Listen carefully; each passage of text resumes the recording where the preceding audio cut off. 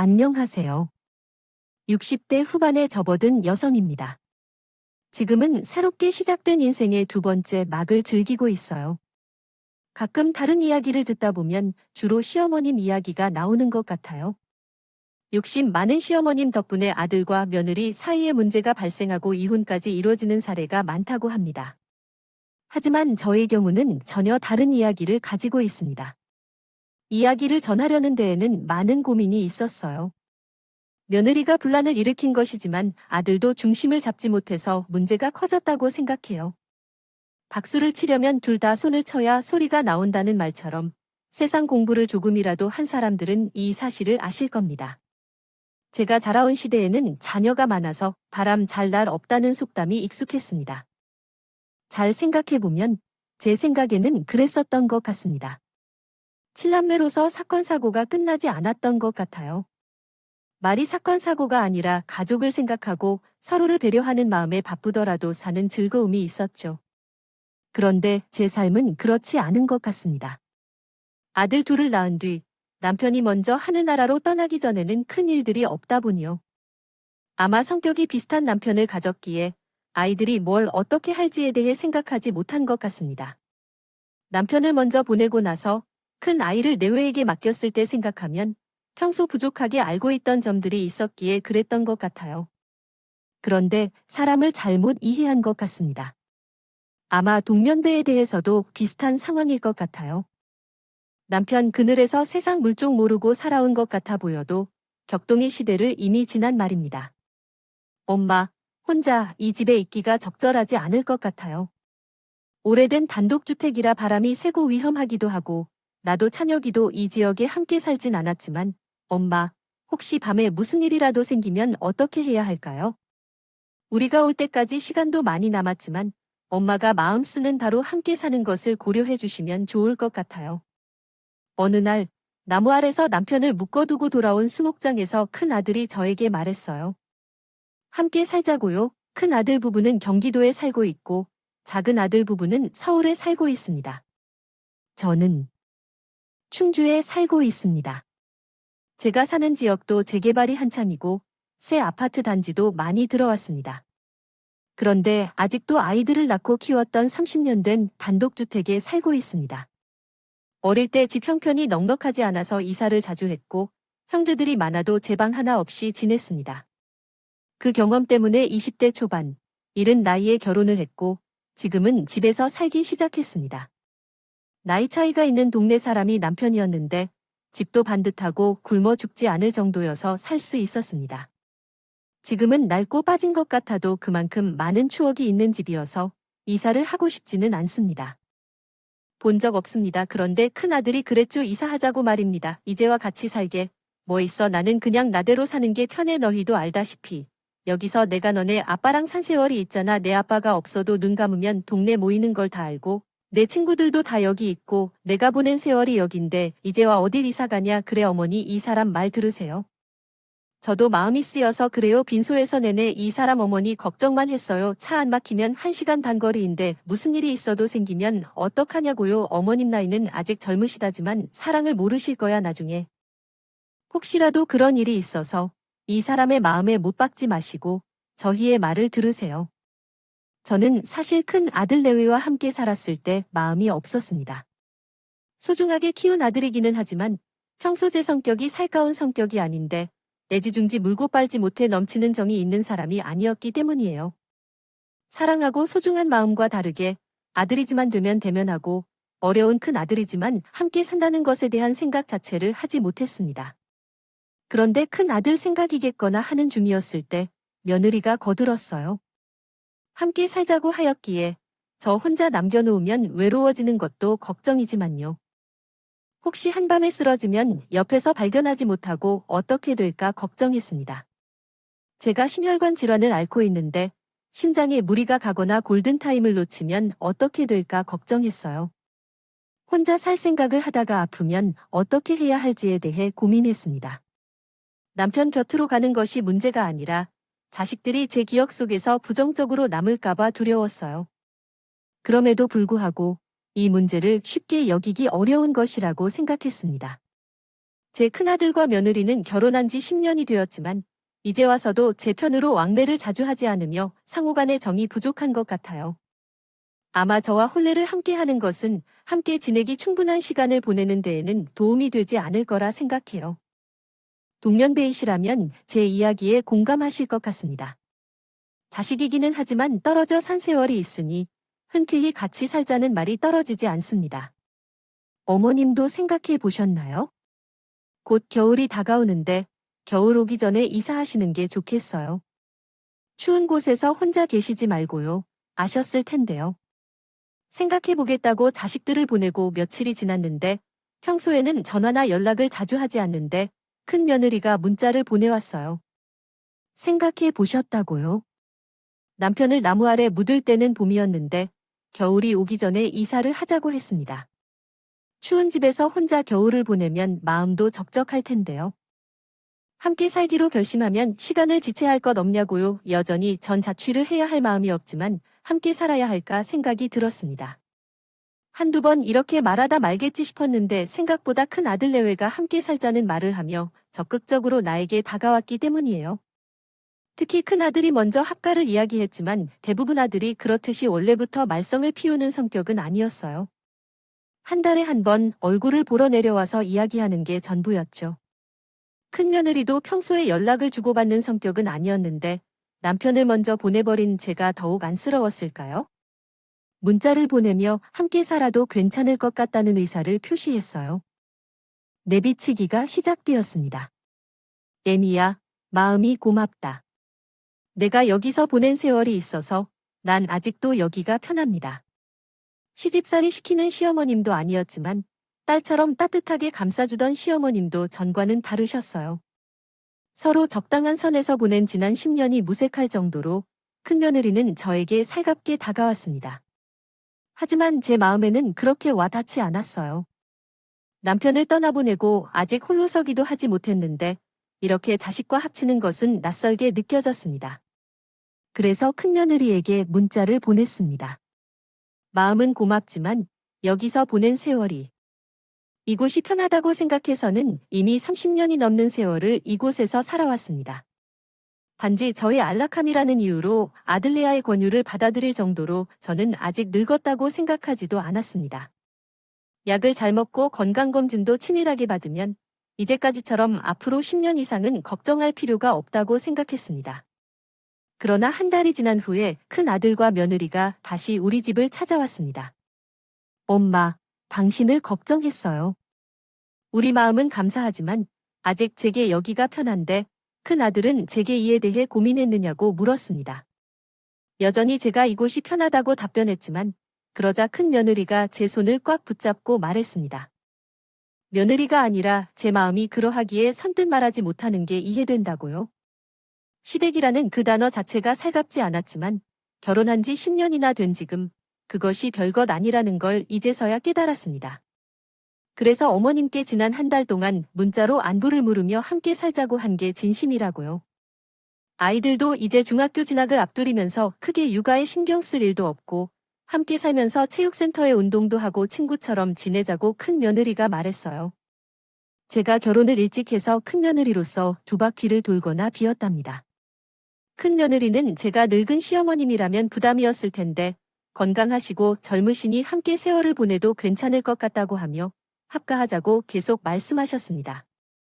생각해 볼 일이 있습니다. 엄마, 무엇을 계속 고민하시면서 이러다가 나중에 넘어지고 함께 살자고 하실 때 어떻게 모시실 건가요? 아픔을 가진 마음으로 모시는 것도 정성이 있어야 가능한 일이죠. 엄마, 건강할 때 움직이기 편하게 함께 생활하면서 정을 나누고 문제를 해결하면 나중에는 행복하고 좋겠지요. 이렇게 해서 언능이 나중에 혹시라도 아프시면 오셔야 합니다. 지금부터 함께 살아야 계속 함께 할 수 있는 거죠. 지금도 저희와 함께 사시지 않지만 몸이 아프실 때는 오시겠죠? 그런 말보다는 제 말을 들어주세요. 생각보다 큰 아들 내외는 강인해서 완고했습니다. 그러다 거의 큰 며느리가 함께 살자고 제게 부드럽게 말했어요. 생각이 조금씩 변하기 시작했습니다. 사실 같이 살지 않는 게 더 편할 것 같아요. 오타를 내 발로 찍지 않을 수도 있고 입맛에 따라 아무렇게나 먹지 않아도 되고 눈치를 살필 필요도 없다고 생각했습니다. 아무래도 혼자 살 때보다 가족이 생기면 챙겨야 할 일들도 많고요. 제 나이에 혼자서 모든 일을 할 수 있는 나이를 생각하면 솔직히 큰 며느리가 저를 돌볼 필요가 없다면서 제가 큰 며느리를 돌보고 살 수 있겠다는 생각도 했습니다. 그러니 제가 달가울 게 없죠. 단 하나 걱정되는 게 있습니다. 만약 제가 아프다면 어떻게 해야 할까요? 남편을 먼저 보내고 난 후에는 이제 제 건강을 책임질 사람은 자식들 뿐입니다. 뿐이니까요. 제가 말하기도 전에 큰아들 내외가 적극적으로 함께 살자고 제게 제안을 하더니 워낙 완강하게 말해서 작은아들 내외도 형과 함께 살아도 좋을 것 같다고 저를 설득하기 시작했습니다. 그래서 니네 말대로 같이 살아보자라고 하자 엄마는 그래, 잘 생각했어 라고 말하며 그럼 엄마는 어디 살고 싶은 동네가 있는데 이번에 예서중학교에 올라가게 되면 학군을 생각해서 이사를 하거나 하지 말까 생각 중이야. 한 곳이 있으면 알려줘 라고 물었습니다. 학군은 좋은데 평수가 너무 커서 세 식구로는 너무 넓다고 생각했는데 엄마와 함께 살면 거기가 딱 좋을 것 같아. 어머니께서 둘러보셔도 좋을 아파트가 있어요. 커뮤니티 센터도 잘 갖춰져 있고 동네도 깨끗하고 좋아요. 학군이 좋아서 주변에 유해시설도 없고 운동이나 산책로, 대학병원까지 다 가까운 곳이에요. 여기서 살면 편안하실 거예요. 지루하지도 않고요. 큰 아들 가족이 제가 살고 있는 충주의 단독주택을 처분하고 이 아파트로 오면 좋겠다고 하더라고요. 평소에 제습기 살기에 넓기는 한데 손녀가 한 명뿐이라고 하셨어요. 고등학교 이후 대학에 가면 집에 잘 없으니 큰 집은 부담이었는데 저와 함께 살면 그래도 평수가 있는 게 서로 공간을 확보하고 트러블이 없을 것 같다고 말했습니다. 저도 좁은 집보다 어느 정도 규모가 있으면 비좁지 않으니 집에 있어도 답답하지 않을 거라 생각했어요. 평생 시골에서 살아서 단독주택에서 지내는 것도 고층 아파트 사이에 들어가는 것도 내키지 않았습니다. 그래서 이왕이면 평소가 있으면 좋겠다 생각했고요. 그런데 문제는 아시다시피 돈이었습니다. 아들 내외가 은행을 끼고 가도 부담이 되는 큰 현실입니다. 평수 아파트 시세의 60%가 제가 집을 팔아 사야 했어요. 요즘에는 공동명의도 있다는데 공동명의로 사는 거냐요? 그죠. 어머님 공동명의를 사면 좋은데 그래도 어머님이 세금을 물어야 하는 부분들도 있어서 처리하는 게 번거로워요. 남도 아니고 어머님의 큰아들인데 명의가 뭐가 중요해요? 어차피 한 집에 살면 우리가 모시고 사는 거고 그냥 어머님의 사람 명의로 하시면 될 것 같아요. 그렇죠, 여보. 요즘엔 부부끼리, 부모 자식끼리 공동명의 한다는 말은 하도 많이 들었습니다. 그래서 아파트를 사면 공동명의를 하는 거냐 물었죠. 그랬더니 큰 며느리가 곤란한 기색을 내비쳤습니다. 그래도 상관없는데 살면서 처리해야 할 부분이 있겠죠. 법적 문제가 발생하면 어머님께 매번 가위하고 불편해하지 않으셨을까요? 사실 이때 감이 왔어요. 니네들이 나에게 한 말이 진심인지 의심이 들었어요. 그런데 참 이상해요. 부모님들은 그런 모습이라는 게 알면서도 속아주고 싶었어요. 학교 다닐 때 내 자식은 착하고 옳다고 생각하는 부모들이 많아요. 혹시 문제가 발생해서 학교로 끌려가거나 친구들과 잘못 지내다가 문제가 생기면 내 자식은 아니라고 믿고 싶어 하는 부모들 말이에요. 그때 제 마음은 그랬어요. 내 자식은 그런 일에 연루되지 않을 거야? 믿고 싶었어요. 살갑게 사랑을 표현하는 것을 키운 건 아니지만 남들에게 부럽지 않게 바르고 성실하게 키웠습니다. 제가 열심히 키운 만큼 자식이 바르게 자랐으면 하는 바람도 저에게 있었어요. 그래서 어차피 같이 사는 내 아들인데 뭐가 중요할까 알았죠. 그렇게 하며 큰 아들 내외에게 아파트를 사주게 되었습니다. 그리고 충주집을 처분하고 이삿짐을 꾸렸어요. 새 집으로 이사갈 생각하니 마음 한켠으로는 설렘도 있었습니다. 익숙한 곳에 살았다면 삶 자체도 익숙하게 흘러갔을 것 같아요. 그러나 막상 새로운 곳으로 갈 생각이 들었을 때 배우고 새로운 삶을 시작하는 재미가 있을 것 같았습니다. 그리고 짐도 생각보다 많지 않았어요. 있던 건 다 처분하고 정리하니 정말 자주 입는 옷까지 몇 개밖에 없었습니다. 가전이나 가구도 불필요하고 오래되어서 살면서 찬찬히 쌓은 것들이라 생각했죠. 살던 집을 팔고 마지막으로 혼자 자려고 누웠는데 마음이 싱숭생숭했습니다. 아무것도 모르고 친정에서 살기 싫어 나와서 남편을 만나 시작했던 그 시절의 기억부터 아이들이 태어나고 자랐던 집의 모든 기억이 하나 둘 머릿속을 스쳤어요. 이렇게 떠나면 다시 여기 올 일은 없겠구나 싶었습니다. 시원섭섭한 느낌이 들 것 같아요. 왜 이러는지 모르겠는데 그렇게 누워서 생각하다가 큰 며느리에게 문자를 하나 보냈습니다. 그동안 주고받은 문자가 있었고 밤이 늦어서 전화하는 것도 아니라 생각이 들었거든요. 그냥 문자로 마음을 표현하고 싶었습니다. 설렘과 두려움, 그리고 새롭게 시작할 수 있도록 손을 내밀어준 고마움이 엉키고 설켜 새로운 집에서 함께 시작하는 내일이 기다려져서요. 같이 살자라고 말해줘서 고맙다. 잘 지내보자. 어머님 아직 안 주무시죠? 문자 받고 놀라서요. 같이 살자. 말한 거 누가 들었으면 어떡하나 싶고요. 오해하겠어요. 제가 언제 그런 말을 했다고 그러세요? 오해가 있던 것 같아요. 같이 살자는 게 아니라 가까이 살고 가끔 보이면 좋겠다는 거죠. 제가 넓은 집에 대해 얘기했기 때문에 혹시라도 함께 살자고 오해하신 것 같아서 전화했어요. 넓은 집으로 이사를 하면 어머님께서 오셔도 답답하지 않으니까 하루 이틀 머무르기 편하라고 그랬던 거지요. 같이 살다니요. 어머님도 아시는 것처럼 저희는 살가운 며느리와 시어머님 사이가 아니에요. 문자를 보낸 지 10분 남짓 됐을 때 큰며느리에게 전화가 왔어요. 오해가 있는 것 같다고요? 자기 집은 좁아서 가끔 어머님이 오셔도 함께 있으면 답답하니 이왕이면 큰아들네가 넓은 집에 살아야 동생네가 오고 제가 올라가도 답답하지. 말이 바뀌었다고 말했다. 씁쓸했다. 예상치 못한 일이 발생했다면 속으로 울적해져 올라오고 어떻게 해야 할지 당황스러울 테지만 그동안 삶을 살아온 게 헛되지 않았구나 생각했다. 니네는 딱 그만큼인 거야. 그래서 이건 전화로 할 이야기가 아니라고 생각해. 매일 내려오라고 했다. 얼굴을 보고 확실히 해야지 했기 때문이다. 며느리는 그럴 수 있다고 생각했다. 내가 배합한 자식이 아니니까 싫어할 수 있지. 다른 말을 할 수도 있다 싶었어요.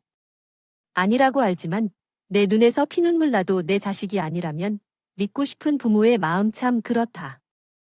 엄마, 죄송해요. 이제 와서 같이 살면 그 사람도 불편할 뿐만 아니라 엄마도 불편할 거예요. 원래 자주 왔다 갔다 하며 살았던 건 아니고 아직 중학생이라 곧 고등학교 가고 입시 준비하면 집에서 시끄럽지 않고 마음 편히 다닐 수도 없고 엄마랑 살아도 불편할 거예요. 그래서 내가 함께 안 산다고 말했는데 굳이 같이 살자고만 하면 너도 문자 보낸 거 알잖아. 어머니의 마음이 변할 수 있는 거고 학업 때문에 이혼이 될 수도 있는 거 알고 계시죠? 제 의사를 어제 전화로 분명히 말했는데 어머니가 이렇게 고집스러우시면 제가 어쩔 수 없어요. 아들이 이혼을 했는데 이혼남을 만들고 싶습니다. 한 번도 눈을 떼지 않고 제 앞에서 거석을 얻으면서 제 큰 아들에게 이혼남을 만들고 싶냐고 묻는 큰 며느리를 보았습니다. 요즘 딱하게 생겼지만 후려갈기고 싶었습니다. 정말 화가 났었어요. 하지만 그런데 참으로 마음이 아팠습니다. 내 아들이 등신인 줄은 몰랐어요. 최근에 간간히 올라오는 인터넷 글을 읽다가 그런 말이 떠올랐어요. 살면서 효도할 생각은 하지 말라고. 나는 내 삶을 살면서 항상 웃음으로 기쁨을 주었으니 그게 내가 할 수 있는 최대의 효도라는 뜻이었습니다. 속상하고 화가 나는 상황이지만 마음이 차분해졌습니다. 마누라를 선택한 것을 눈앞에서 보니 부모님은 서운해할지 모르겠지만 제 집안은 지킬 것 같았어요. 부모는 그런 존재인 것 같습니다. 내 마음이 아파도 내 자식을 걱정하게 돼요. 그래? 알겠어. 어떤 의미에서는 아들의 이혼만큼 난동을 부리겠니? 너희들이 계속 그렇게 얘기해서 나는 그런 줄 알았지. 늙으면 죽어야 한다는데 그 말이 맞는 모양이야. 어떤 말이 진실인지 조차 알 수 없고 그분도 그렇지 못할 테니까 말이야. 너희 아파트는 내가 주었으니 공정하게 둘째에게 남은 재산을 보내줄 거야. 그런 걸 알아도 남은 재산이라고요. 방금 전까지도 당신을 엄마처럼 다루던 저희 시어머님이 취급하던 큰 며느리의 얼굴이 변했습니다. 한심한 눈빛으로 나를 바라보고 있었거든요. 아마 말로는 말하지 않았지만 눈빛과 행동으로 충분히 알 수 있었습니다. 아직은 젊으신데 노망은 아니라는데 차마 넘기지 않고 삼키던 세월이 눈에 드러났어요. 마지못해 이렇게 직접 말하지 않으면 제가 답답해해 올라오겠더라고요. 그래서 선을 그으려 내려온 걸 알 수 있었습니다. 큰 며느리는 아들의 이혼을 원치 않는다며 실망스러운 말을 하더니 갑자기 호기심이 가득한 눈빛으로 저에게 관심을 보였어요. 이혼에 대해 불평하며 함께 있는 것이 아닌가 싶었던 큰 며느리는 여전히 이야기를 이어나갔습니다. 온데간데 없고 주워 먹을 콩고물이 남았다는 소리에 귀가 번뜩이는 모습을 보고 있으면 참 안쓰럽다는 생각이 들었습니다. 그리고 옛 어른들 말 하나도 틀릴 거 없다는 생각도 들었어요. 쌈짓돈이라도 꿰차고 있어야 자식들이 한 번이라도 더 찾아온다는 그 말, 옛 조상들의 지혜는 어찌 그리 빛나는지. 어쩌면 저처럼 이런 모양 보고 계셨던 조상들의 피눈물이 담긴 지혜일지 모르지만요. 그래, 남은 재산 합과 안 온 줄 알았는데 나는 아파트 큰 해명이로 매매하는데 동의했는데 그게 내 착각이라고 했으니 문재산은 둘째에게 주는 게 공평하지 않겠니다. 늙어서 돈이 있으면 어떻게 할 거냐고요? 먹고 사는데 도움 주고 아들, 딸은 도와주는 것도 좋죠. 어머니, 둘째 연니한테 얼마나 돈을 줘야 할까요? 내가 얼마를 주든 너희와는 상관없습니다. 아니에요. 머리를 굴려서 계산하는 소리가 들리더라고요. 제가 남은 재산은 없을 것 같아서 불러드리지 않겠다고 말한 큰아들도 이제 와서 무슨 소리냐고 번복했으니까요. 하지만 여전히 확인하려는 모습이 뚜렷했어요. 얼마나 주실 거냐? 라는 질문의 속내가 확실하게 드러나서 그 자리에서 말하지 않았어요. 그러니 좀 마음을 내려놓고 생각해보라는 말에 좀 화를 내기 시작한 것입니다. 상종 따라 말하는 큰아들 내외의 모습을 보면서 여러 생각이 들었습니다. 이렇게 하나씩 못 이야기하고 다시 올라갔어요. 다음 날 근처 호텔로 자리를 잡았습니다. 이미 집은 팔았고 가정가구도 정리하려고 부르니까 그 집에 남을 수 없었어요. 내 상황이 우스웠습니다. 자식이 뭐라고 살갑게 키우지 못했지만 그래도 내 배 아파서 난 자식이니 애미에게 모을게 굴지 못할 거라는 생각이 씁쓸하게 느껴졌어요. 큰 며느리는 여전히 전화도 하고 문자로 궁금한 사항에 대한 질문을 쏟아부었습니다. 큰 아들 부부의 관심사는 돈의 액수였죠. 그걸 저도 모르지 않았기 때문에 알려주지 않았습니다. 그냥 작은 아들 부부에게만. 넌짓을 알리는 건 끝났어요. 엄마. 도련님이 뭘 했다고 10억의 재산을 받게 했지만 우리 아파트를 6억에 팔아놓고 추가 4억을 준 거잖아요. 우리는 함께 살 수 있게 도와달라고 했으면서도 6억만 받았어요. 도련님이 무슨 말을 하고 가만히 앉아 10억을 받는다고 하나요? 이게 공평한 일인가요, 엄마? 네, 우리는 함께 살기로 약속한 것 아닌가요? 준서는 집도 좋고 아직 어린데 함께 살 수도 없는데 우리가 돌봐주겠다고 이사를 간 건데 왜 다시 우리와 함께 살게 하려 하고 남은 돈은 준선에게 줘서 우리가 모실 건데 우리가 받는 게 맞죠, 엄마? 괜히 돈으로 가족 간의 갈등을 만들 필요 없잖아요. 원래는 우리 집에서 함께 살 계획이었잖아요.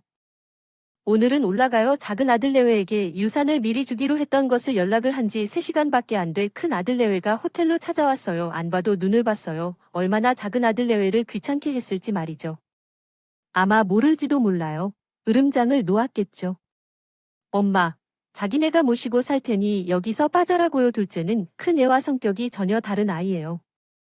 좋은 게 좋다고 해서 욕심이 많고 계산이 빠를 뿐만 아니라 어리숙한 큰 형과도 다르게 둘째는 성실하고 또 머리도 좋지만 마음이 더 컸던 아이예요. 유사한 돈 상속 같은 것보다 제 걱정이 더 큰 아이예요. 사실 큰형 내외가 저를 모시기로 했어요. 그리고 유산으로 미리 10억을 준다고 했을 때도 엄마 편하게 하라며 저에게 힘을 실어준 아들이니까요. 호텔로 찾아온 큰아들 내외는 제가 이곳에 머무는 이유가 신경 쓰이지 않은 듯 했습니다. 말이야 바른 말로 계획대로 제가 큰아들 집에 들어갔다면 그 10억은 큰아들 내외가 받았을지 모르겠죠. 합가하기로 한전날 부침개를 뒤집어 놓듯 확 뒤집어 놓고 이사갈 집도 없어 호텔에 머물게 만들어 놓고 이제와 원래대로 합가하자고 하면 제가 그러자고 할 줄 알았나 봅니다. 제가 낳고 키운 자식이지만 어떻게 이렇게 어리숙할까 싶으면서 한편으로는 정말 웃음이 났어요. 후창 부수라고요. 어디서 이렇게 똑같은 사람만 나와 결혼해서 사는 걸까 싶었습니다. 생각 좀 해봐. 큰 아들이나 작은 아들이나 차별할 생각은 없지만 너희 의도가 그렇다면 너희가 말한 대로 모시는 건 큰 아들이고 작은 아들은 유산을 미리 받을 필요 없으니까. 그러니까 어머니, 우리가 안 모시는 건 아니고 이렇게 모시러 맞는 걸로 본다면 어떤가요? 며칠 쉬시고 마음을 정하시면 전화 주시면 모시러 올게요. 큰 아들 내외는 생각할 필요가 있다는 말 한마디에 가겠다고 결론을 내리는 것처럼 들뜨고 있었습니다. 그렇죠. 같이 살 생각 없다가 생각해본다는 말을 하고 가겠다고 마음을 먹었으니까 이번에도 그럴 것 같아서 그렇게 이해했습니다. 작은 아들에게 전화를 했어요. 제 사정을 이야기하고 앞으로는 나는 큰 아들 없는 셈 치겠다는 말을 했습니다. 그 사이 작은 아들은 변호사를 통해 제가 아파트를 사준 돈을 되돌려받을 수 있는지 알아본 것 같았어요. 형, 내외가 너무 괘씸한데 싸워봤자 그런 사람들은 말이 통하지 않으니 똑같은 방법을 쓰는 게 낫다는 말을 했습니다. 제가 괜찮다면 그 돈을 주고 잘 살라고 하면 되는데 작은 아들 자기에게 형이 얼마나 유산을 받는지 전화해서 물어보는 거 보니 앞으로 이런 일이 또 발생할 거라 덧붙였어요. 내 생각도 같았습니다. 그러면서 저에게 앞으로 어떻게 할지 물었어요. 같이 살자는 말은? 형처럼 빈말로도 못한다면 멋있게 우는 둘째 아들이 솔직히 더 믿음이 가셨습니다. 내 어머니를 올려주러 갈게요. 몇 시까지 가면 될까요? 내일 아침에 체크아웃 할 생각이니 내일 아침까지 오세요. 네 어머님, 내일 뵐게요. 잘 생각하셨어요. 저희랑 살아야죠. 도련님네 상속 이야기는 올려서 마무리해요. 마음을 결정하고 큰 아들 내외한테 전화를 걸었어요. 몇 번 울리지 않았는데 큰 며느리가 보니 다정하게 굴었어요. 잘 생각했다며 올라오면 도련님네 주려는 거 마무리하자고 말했습니다. 참 기분이 씁쓸했어요. 빚쟁이 빚청산하러 가는 기분이었습니다. 다음 날 아침입니다. 큰 아들 내외가 일찍 도착했어요. 짐을 빼고 엘리베이터를 내려가는데 이미 저가 일주일 치던 호텔비를 정산했다며 말했습니다. 유산을 받을 생각하니 제게 잘 보이고 싶다는 그 속내가 너무 빤해서 새삼 놀라지도 않았어요. 차에 타고 당연히 큰아들이 새로 산 집으로 주소를 찍길래 말했습니다. 들릴 곳이 있으니 이 주소로 먼저 가자. 네 어머님. 여보, 여기 먼저 들리자. 내가 주소를 찍을게. 큰아들 내외가 결혼한 지 10년이 넘었는데 지금껏 보던 어느 모습보다 살갑게 챙기는 큰 며느리가 씁쓸했습니다. 이렇게 잘하려고 노력하지. 않아도 나를 싫어한 적 없고 서로 선을 지키며 바르게 살면 좋았을 텐데 하는 아쉬운 마음이 들고 있어요. 하지만 이제 알아요.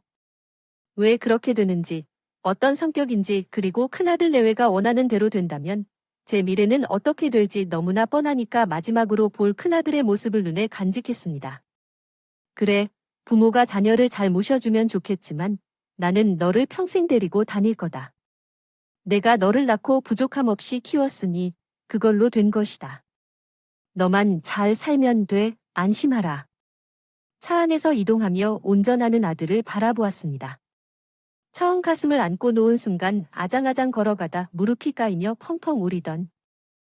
돌이 지난 후 말이 늦던 무렵 걱정했던 니살리가 돼서 문장으로 또박또박 말하던 그 순간 서툴지만 진심이었고 큰아들을 키우며 처음이라 걱정이 큰 만큼 기쁨도 더 많이 주었던 기억들이 머릿속을 스쳤습니다. 그리고 마음으로 다독해졌어요. 그게면 되었다고 말이에요. 평생 데리고 살 것 아니고 어차피 먼저 떠날 인생. 각자 자리에서 잘 살면 된다는 생각으로 저는 큰아들이 운전하는 차 안에서 아들과 마지막 작별 인사를 했어요. 이제는 다시 볼 일 없다 생각했습니다. 어머님, 여기는 어디예요? 들어와라네. 도착한 곳은 변호사 사무실이었어요. 아들 내외는 눈을 똑바로 뜨며 궁금해했고 올라가는데 며느리가 흡족해하는 표정을 보았습니다. 아마 제가 법적으로 큰 아들 내외에게 재산을 물려준다고 생각한 모양인 거예요. 그렇지 않은데요. 사무실에 올라갔는데 작은 아들 내외도 도착해 있었어요. 사무실 내 두 아들이 있어서 무슨 일인지 도무지 알 수 없다는 큰 아들 레벨 앞에서 말했습니다. 오늘은 유언장 작성하러 왔다고 말이에요. 이미 변호사를 통해 유언장에 대해 작성했었습니다. 남편이 저보다 나이가 많아 혹시나 세상을 먼저 떠나고 아들 둘에 휘둘려 무슨 일이라도 생길까 살아서 전 여러 가지를 말해주어요. 그 인맥, 그때 그 조언들이 이렇게 사용되는 것은 씁쓸했지만 더 이상은 분란을 일으키고 싶지 않았습니다. 그리고 큰 아들 내외에게 어떤 비밀을 주고 희망 고문으로 효도하는 것이 아닌 효도를 받고 싶은 생각도 없었어요.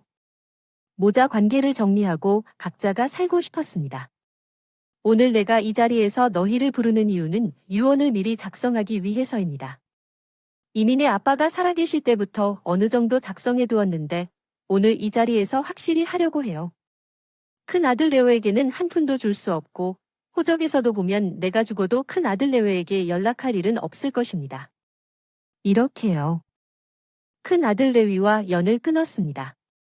왈가왈부. 변호사 사무실에는 난리가 아니었어요. 어떻게 그러실 수 있느냐 난리쳤지만 다행히 보는 눈이 많고 이렇게 하시면 더 불리한 대우를 받을 수 있다는 변호사들의 말에 따라 소란스럽지 않게 마무리되었습니다. 저는 제 유언장을 작성하고 나왔고 저를 따라 작은 아들 내외도 나왔어요. 큰 아들 내외만 법적으로 정말 문제가 없는지 이래도 되는 건지 제가 아닌 변호사를 붙잡고 사정하는 모습을 보니 마지막까지 씁쓸했습니다. 그렇게 큰 아들 내외는 저에게 재산 유산을 바라다가 한 푼도 못 받아 생겼어요. 알아보니 아파트도 다시 가져올 수 있다고 했습니다.